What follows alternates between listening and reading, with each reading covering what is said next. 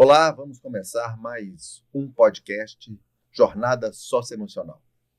Hoje estão com a gente aqui a Lívia Carvalho e Alexandra Pérez, orientadoras educacionais do Colégio Arnaldo e especialistas em psicopedagogia. Tudo bem, gente? Tudo bem. Que bom. Nós vamos bater um papo hoje muito bacana. Tá? Hoje nós vamos começar com um assunto complicado, um assunto que tem alta. Quando a gente pega esse filme Divertidamente, né, que tem foco aí na ansiedade, e é essa palavra, né? Como ajudar nossas crianças com relação à ansiedade? Uma pesquisa da USP, ela traz que 10% das nossas crianças sofrem de ansiedade infantil, tendo só à sua frente o TDAH. Então, a gente precisa pensar também quais são essas causas, né, desse aumento da ansiedade infantil. Então, a gente pode pensar que os múltiplos estímulos, a correria do dia a dia e o contato cada vez menor com a natureza estimulam essa ansiedade. Mas a gente também precisa entender que momentos de tensão são extremamente comuns, como, por exemplo, o primeiro dia de aula na escola nova, o distanciamento dos pais, tudo isso gera ansiedade na criança. Mas a gente precisa entender quando essa ansiedade extrapola a normalidade. E se extrapolar, como que a gente pode fazer para ajudar essas nossas crianças? É muito importante contar, né, com a presença de um profissional especializado, mas a gente também precisa tomar algumas atitudes para ajudar nossas crianças. Por exemplo, contar com uma rotina saudável, lembrando sempre que a rotina é algo muito importante para essa faixa etária. Praticar atividades relaxantes, sempre encontrar um esporte que a criança tenha prazer em praticar, que ela goste.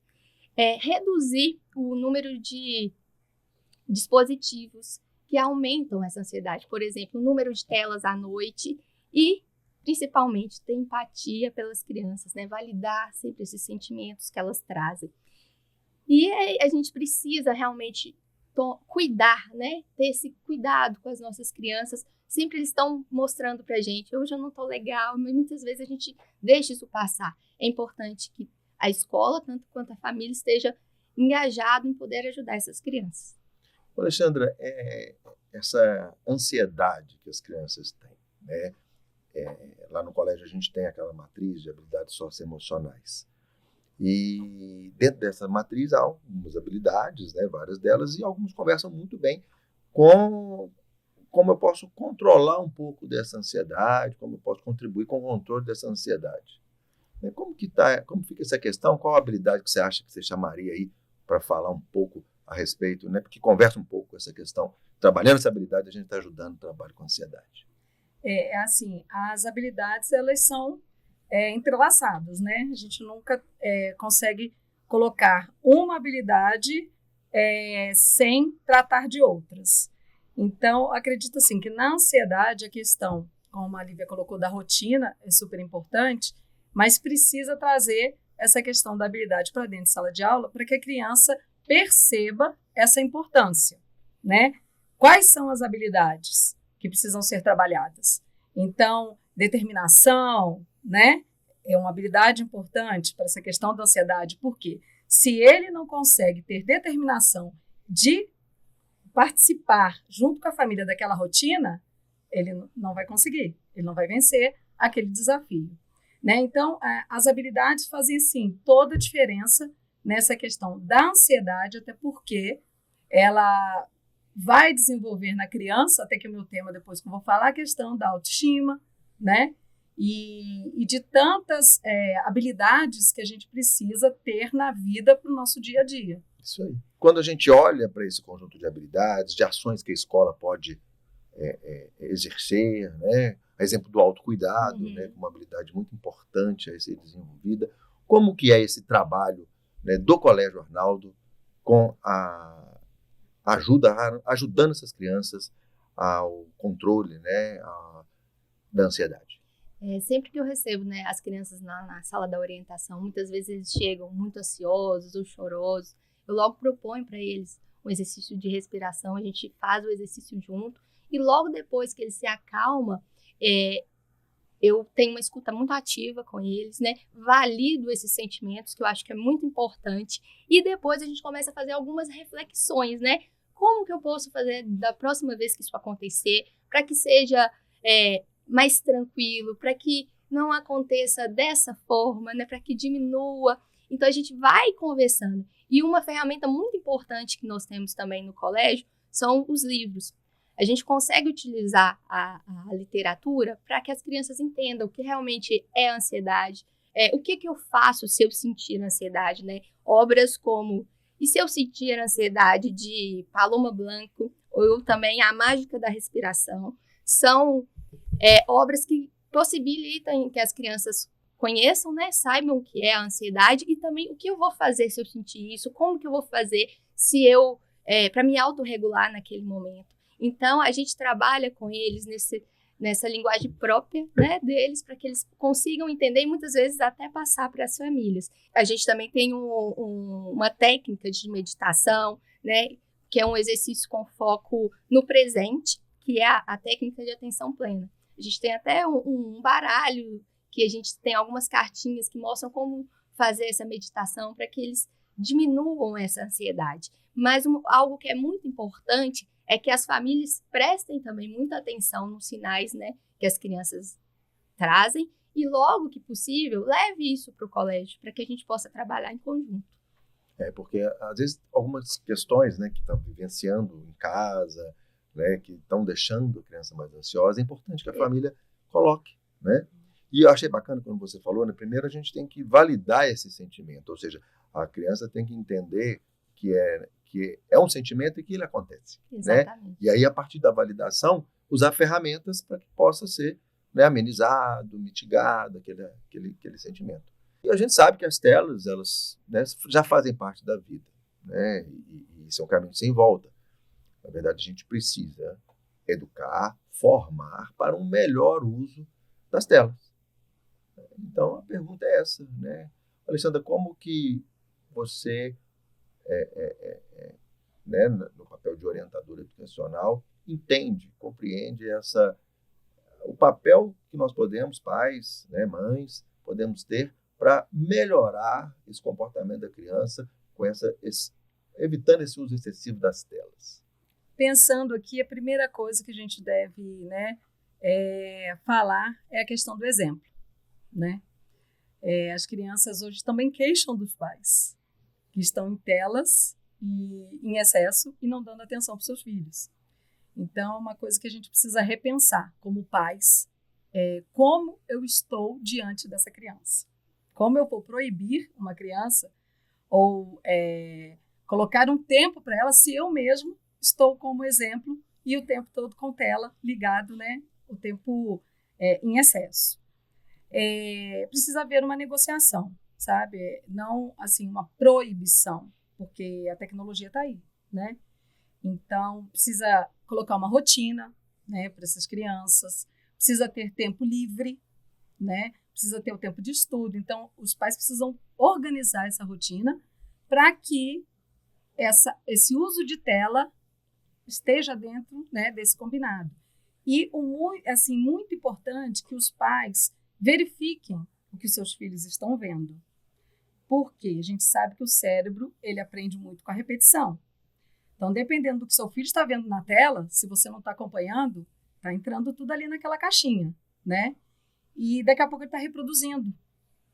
Então, é importante que os pais orientem com uma rotina, verifiquem que seus filhos estão vendo nas telas, né? E dê exemplos, né? Dê exemplo e tenha um momento com a família, um momento na mesa, né? Um momento de sair, de fazer atividades fora e sair um pouco dessa questão da tela para ter uma saúde mental. Né? Muito bom, né? Gostei dessa observação que você fez, né? Às vezes a gente preocupa muito com a quantidade e esquece da qualidade do que está sendo visto, né, pela criança. Sim. Tá muito tempo, vamos passar para pouco tempo. Passa para pouco tempo, mas não olha o que está sendo, não acompanha, né? Uhum. Muito bacana, muito bacana. E aí, Lívia, pensando aí agora no papel da escola, dar apoio às famílias, né, nessa educação para o uso das telas. Como que o Colégio Arnaldo faz?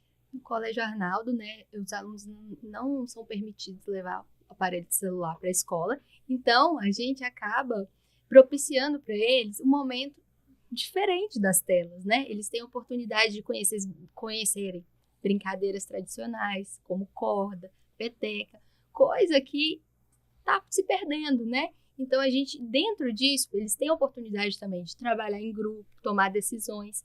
Então, essa parte dos alunos perceberem que eles estão sem tela, do momento que eles chegam no colégio até o momento que eles vão para casa, oportuniza que eles conheçam novas brincadeiras, novas formas de... E também lembrar que o ócio é muito importante nesse processo. Então, se ele quer, às vezes, estar no recreio sem fazer nada, né? É só aquilo que ele precisa naquele momento. Isso aí. Luciana, fala um pouquinho pra gente, né? Como é que é essa questão aí da autoestima? Vai uma dose de autoestima aí? Sim, sim. Os pais precisam realmente de dosar, né? A injetar nessas crianças a autoestima todos os dias, né? Claro, de uma forma equilibrada, mas o importante falar é que a autoestima ela é super importante para a vida de um ser humano. Então, muitas vezes a gente olha aí conceitos, né, sobre autoestima, minimizando muito essa questão, não valorizando tanto a questão da autoestima, né? E eu até trouxe aqui, na psicologia, a autoestima, ela tem uma visão muito ampla, né, na vida de uma criança. Então, eu trouxe aqui uma visão que nós precisamos ter que a criança, a autoestima dela é inconsciente, né?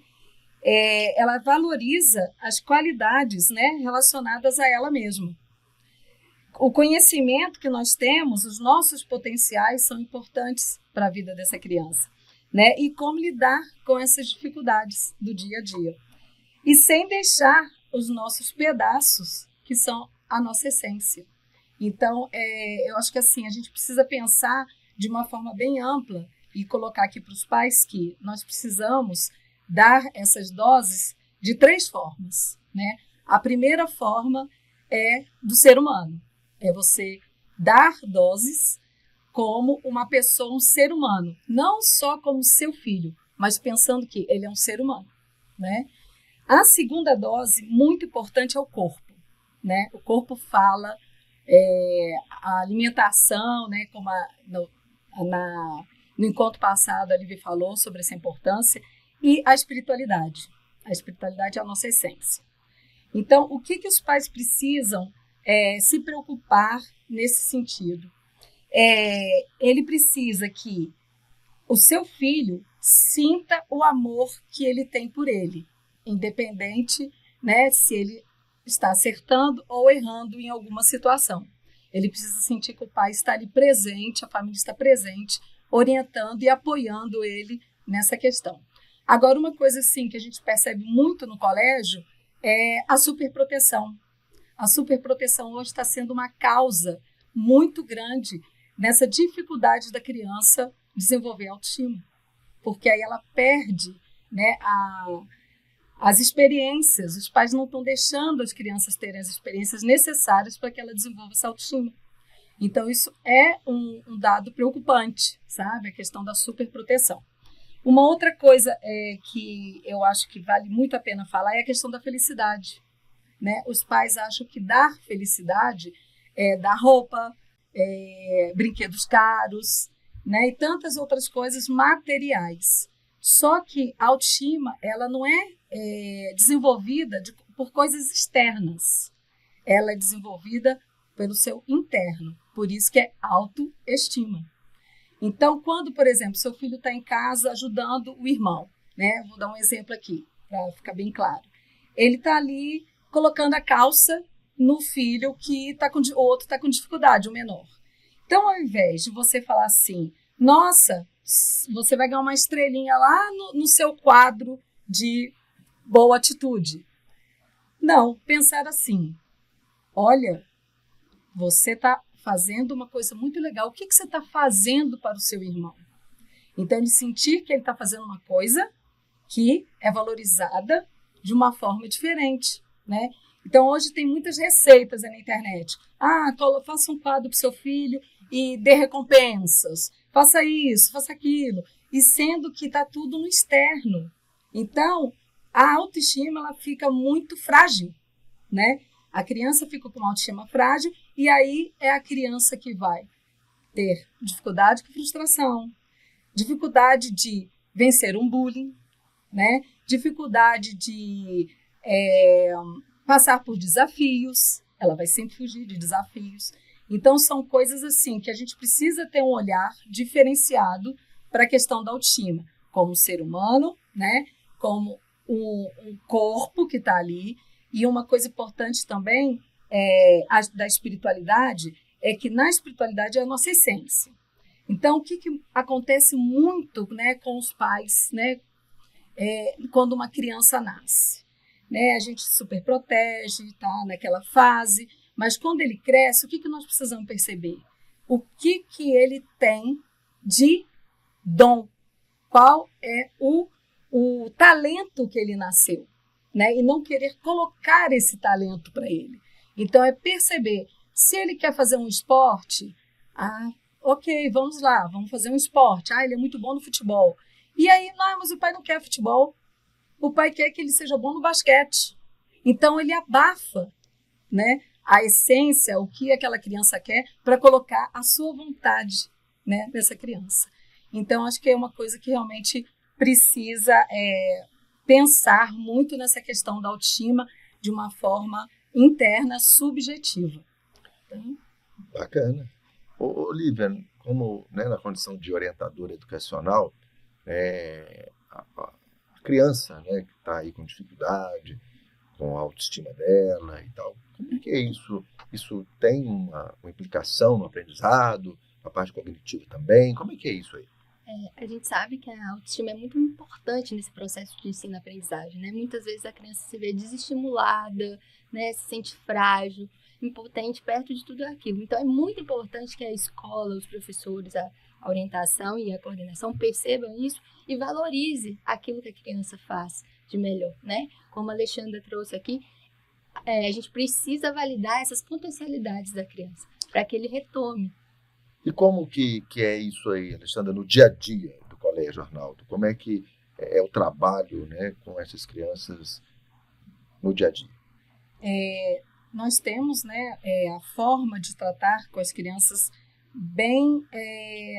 de uma forma bem humana, com muita empatia, né, cuidados na hora de ouvir essa criança. Então, assim, é bem perceptível quando uma criança está com a autoestima baixa. Né? É a criança que ela só vê o negativo. É a criança que acha que não é capaz, que ela não vai conseguir, que ela tem dificuldade e ela não consegue realmente, ela para ali naquela dificuldade. Então, a gente sempre tem que mostrar nesses atendimentos para a criança que ela é capaz, trazer coisas que ela tem boas, que, né, a gente precisa conhecer essa criança. E falar, olha, eu sei que você é bom nisso, né? Você é bom no judô, bom no karatê. Então, olha só se você trouxer isso para a sua vida, né? Para a escola e para atividades. Então, trazer a família também e orientar a família nesse sentido da autoestima. Trabalhar com as habilidades socioemocionais dentro de sala de aula faz toda a diferença. Por exemplo, nós estamos agora nesse período trabalhando com confiança e autoconfiança no 2º ano. Então, tem tudo a ver com a questão da autoestima, né? E as crianças conseguem ter esse autoconhecimento se elas são pessoas que confiam nelas mesmas ou não, né? Se elas têm autoconfiança. Então, é super importante realmente esse trabalho com as crianças dentro do colégio. Muito bacana, né? Muito bacana. E quando você colocou essa questão do trabalho com as habilidades socioemocionais, né? A gente dá um pulo, né? Sai da questão da acolhida, de resolver um problema que já está acontecendo para uma prevenção, né? Já evitar que ela venha a ter alguns problemas com a autoestima, né? Ou potencializar para que esses problemas sejam minimizados.